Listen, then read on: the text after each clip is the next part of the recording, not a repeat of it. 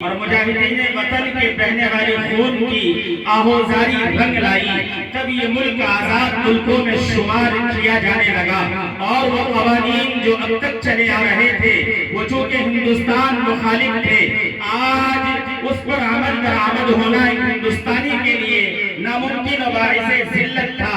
اس لیے ضرورت پڑی اس بات کی کہ کچھ ایسے قوانین و ضوابط بنائے جائیں جو ایک ہندوستانی کے لیے ممکن العمل اور واجب الاطاعہ ہو۔ چنانچہ اس ضرورت کی تکمیل کے لیے پارلیمانی انتخاب کرایا گیا۔ اس پارلیمانی انتخاب میں تقریباً 450 اراکین پارلیمنٹ منتخب کیے گئے۔ اس میں تقریباً 35 ممبر پارلیمنٹ مسلمان تھے۔ ان 450 اراکین پارلیمنٹ نے آئین سازی اور وضع قانون کے لیے 13 کمیٹیاں تشکیل دی۔ ان 13 کمیٹیوں نے اپنے اپنے مسودات تیار کیے۔ بعد میں ایک 7 رکنی کمیٹی تشکیل دی گئی جس کا صدر بھیم راؤ بابا صاحب امبیڈکر کو نامزد کیا گیا۔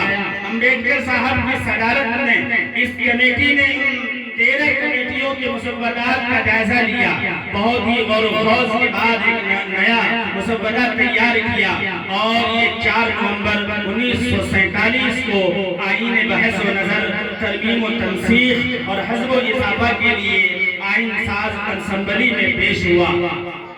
اور 1 جنوری 1948 کو یہ مسودہ عام لوگوں کے لیے شائع کر دیا گیا۔ ترمیم و تنسیخ کے لیے 2000 سے زائد تجاویز موصول ہوئے۔ ترمیم و تنسیخ اور حذف و اضافہ کے بعد یہ 26 نومبر 1949 کو قانون ساز اسمبلی یعنی پارلیمنٹ میں پیش ہوا۔ تمام لوگوں نے اس پر رضامندی کا اظہار کیا، لیکن یہ دستور ابھی نافذ نہیں ہوا تھا۔ 26 جنوری 1950 کو ایک مرتبہ پھر اجلاس کا انعقاد کیا گیا، جس میں تقریباً تمام اراکین پارلیمنٹ نے اس دستور سے اطمینان حاصل کرتے ہوئے دستخط ثبت کیے، اور 26 جنوری 1950 کو اس دستور کا نفاذ کرتے ہوئے اعلان کر دیا اب ملک میں یہ دستور چلے گا۔ ملک کے ہر باشندہ کو اس دستور کی پابندی کرنی ہوگی۔ اس دستور کے تحت یہ ملک جمہوری ملک ہے، اور جمہوری ہونے کا مطلب یہ ہے کہ اس ملک کے ہر شہری اور باشندہ کو بنیادی حقوق دیے جائیں گے۔ ہر شخص کو اپنے مذہب اور رسم و رواج کے مطابق زندگی گزارنے کی مکمل آزادی ہے۔ اس ملک میں رہنے سہنے اور کھانے پینے کی مکمل آزادی ہے۔ اس ملک کی ہر باشندہ کو ہر ایک چیز میں مساوی اور برابری کا حق ہے۔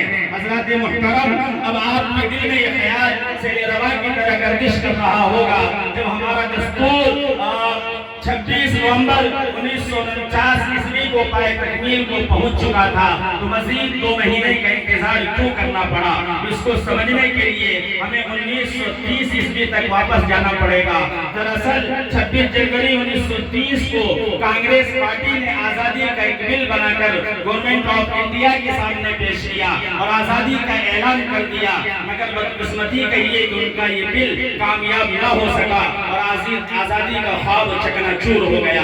لیکن کانگریسی ہر سال 26 جنوری کو یوم آزادی کے طور پر منانے لگے، یہاں تک کہ 1947 عیسوی میں ہمارا پیارا ملک آزاد ہو گیا۔ اس وقت چونکہ کانگریس پارٹی کا ہی زور تھا، اس لیے اس پارٹی نے بطور یادگار کے دستور ہند کے نفاذ کے لیے 26 جنوری کا انتخاب کیا۔ اسی طرح ہمارا یہ ملک جمہوری ملک ہے۔ ملک یوں ہی کہیے کہ ہمارا پیارا ملک ہندوستان دنیا کے تمام جمہوری ملکوں میں سب سے بڑا جمہوری ملک ہے۔ یہاں کے باشندے ہر 26 جنوری کو یوم جمہوریہ کے طور پر مناتے ہیں، اور اس بات کا جاننا اور تذکرہ کرنا ضروری تھا۔ حضرات محترم، میں اپنے کلام کو مختصر کرتے ہوئے ایک خاص بات کی طرف توجہ دلا کر کے اپنی جگہ لیتا ہوں۔ وہ خاص بات یہ ہے، جمہوریت کی عمارت 4 ستونوں پر قائم ہے، یعنی پارلیمنٹ، نمبر 2 گورنمنٹ، نمبر 3 عدلیہ یعنی سپریم کورٹ، اور نمبر 4 ذرائع ابلاغ یعنی میڈیا۔ جمہوریت کے قیام اور اس کی بقا میں یہ 4 ستون اپنا کردار ادا کرتے ہیں، اور ہر کردار اپنی جگہ اہمیت رکھتا ہے۔ دنیا میں جہاں کہیں جمہوریت ہے، وہاں یہ 4 ستون اور ادارے مؤثر طریقے پر اپنا کردار ادا کر رہے ہیں۔ جہاں بھی ان میں سے کوئی ادارہ کمزور ہوتا پڑتا ہے وہاں جمہوریت کمزور پڑ جاتی ہے۔ لہٰذا میں آپ لوگوں سے گزارش کروں گا اس تاریخ کو ہمیشہ یاد رکھیے گا۔ میں ایک شعر پڑھ کر کے اپنی بات کو ختم کرتا ہوں۔ ہم کام کوئی دیش میں جعلی نہیں کرتے، ہم کام کوئی دیش میں جعلی نہیں کرتے، خالی کسی غریب کی تھالی نہیں کرتے، خالی کسی غریب کی تھالی نہیں کرتے۔ عبد الحمید بن کے اڑا دیتے ہیں خود کو، عبد الحمید بن کے اڑا دیتے ہیں خود کو۔ ہم لوگ حکومت کی دلالی نہیں کرتے، ہم لوگ حکومت کی دلالی نہیں کرتے۔ قلم جب بھی اٹھایا ہے ملک کو ذیشان لکھا ہے، قلم جب بھی اٹھایا ہے ملک کو ذیشان لکھا ہے۔ ستم سہ کر بھی ہم نے پیار کا ہی نام لکھا ہے، ستم سہ کر بھی ہم نے پیار کا ہی عنوان لکھا ہے۔ ہمیں نفرت بھری نظروں سے دیکھنے والوں، ہمیں نفرت بھری نظروں سے دیکھنے والوں، ہمارے دل میں جھانکو صرف ہندوستان نکلے گا، ہمارے دل میں جھانکو صرف ہندوستان نکلے گا۔ اور انہی چند باتوں کے ساتھ میں اپنی بات کو ختم کرتا ہوں۔ میں زیادہ وقت لے لیا چونکہ یوم جمہوریہ کے تعلق سے کچھ بات کرنا بہت ضروری تھا، اس لیے میں نے آپ کے سامنے بات چیت رکھی۔ الحمدللہ مدرسہ اسلامیہ تعلیم القرآن یہ ہمیشہ یوم جمہوریہ ہو یا یوم آزادی 15 اگست ہو، بڑے ہی شادمانی کے ساتھ اور مسرت کے ساتھ یہاں پر منایا جاتا ہے اور اپنے محبت سے ملک سے محبت کا ثبوت پیش کیا جاتا ہے۔